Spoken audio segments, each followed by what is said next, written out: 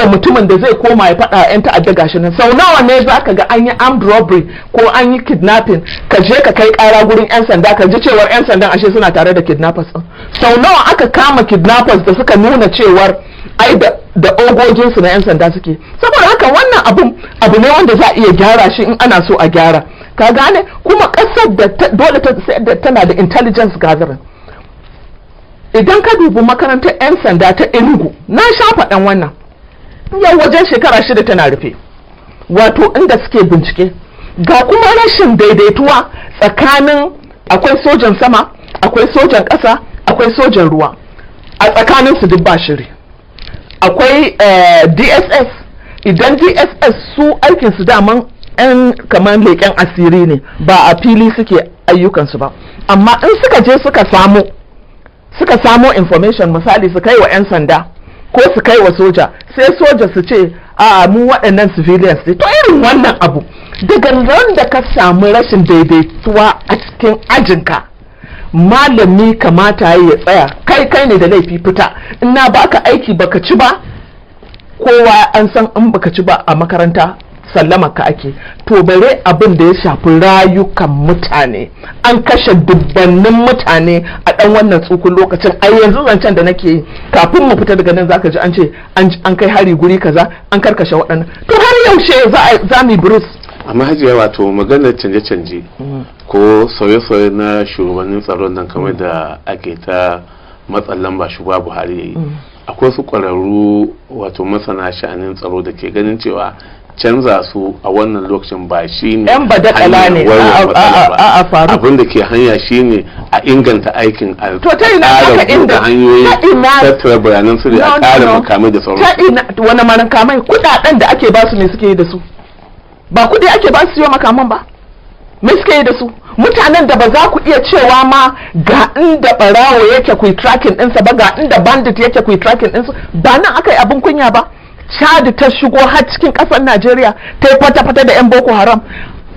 'Yan sojojinmu su zo ma su karɓi wajen, abin ya gagara.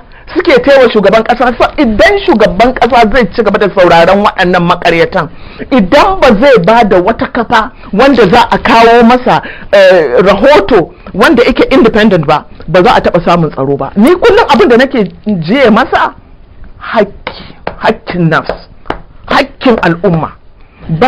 Allah ya ce ba koyana tsakanina da addu'ar wanda aka zalunta. Wannan 'yan baranda ko jami'an tsaro, police, waye, soja, NIA, ku je ku hana Allah hisabi in kun isa. Ku hana shi Ubangiji subhanahu wata'ala ya ce ba zai fidda hakkin waɗannan bayin Allah ba. Talakawa ba ci ka ba su ba asibiti ka ba su ba wuta ka ba su ba titi ka ba su ba, sannan baka ba su tsaro ba ya jama'a, sannan ku ce Allah ya ɗauke kai. ƙarya kuke.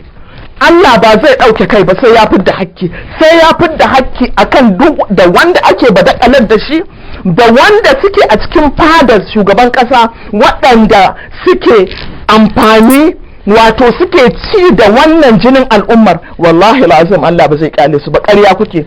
Mu iya ƙarfin da Allah ya bamu kenan mu fito mu faɗakar. Kuma ya kamata a wannan gabar, kamar yadda muka yi a da, Faruk, mun yi ƙoƙari, yanzu ma kuma muna ƙoƙari. Mun kirawo tsofaffin jami'an tsaro, tsofaffin waɗanda suka yi shugaban ƙasa, da yawansu daga arewa suke. Shin kuna ina ya jama'a?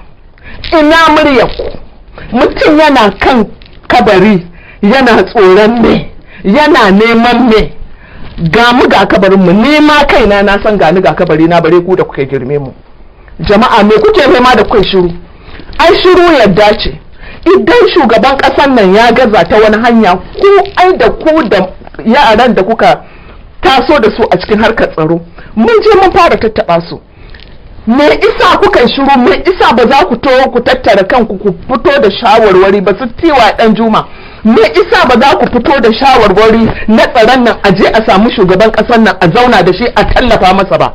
Me isa za ku bar shi da waɗannan bara gurbi? Shin ku ba ƙasar ku bace? Shin ku abin ba zai same ku bane? In bai same ku ba zai sami ƴaƴanku ba? Wace ƙasa kuke so ku bar wa ƴaƴanku? Haka za a zo duk a halaka mu.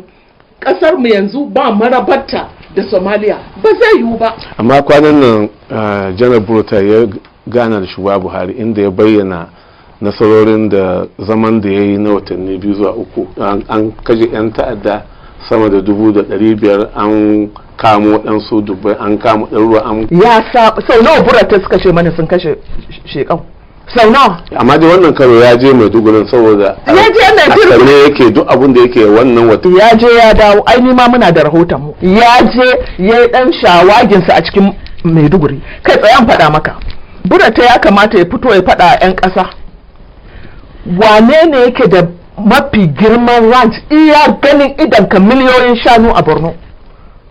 Soja ne yake da shi. Idan ka ji ana cinikin kifi yanzu kai dai baka isa ba, kana dan kasuwa ka sai da kifi, sojoji ne suke sayarwa. Baka isa kai noma ba irin wacce kake so, sai noman soja. Kai tsayan faɗa maka, mutanen Borno kullum za su bugo min waya a lokacin da an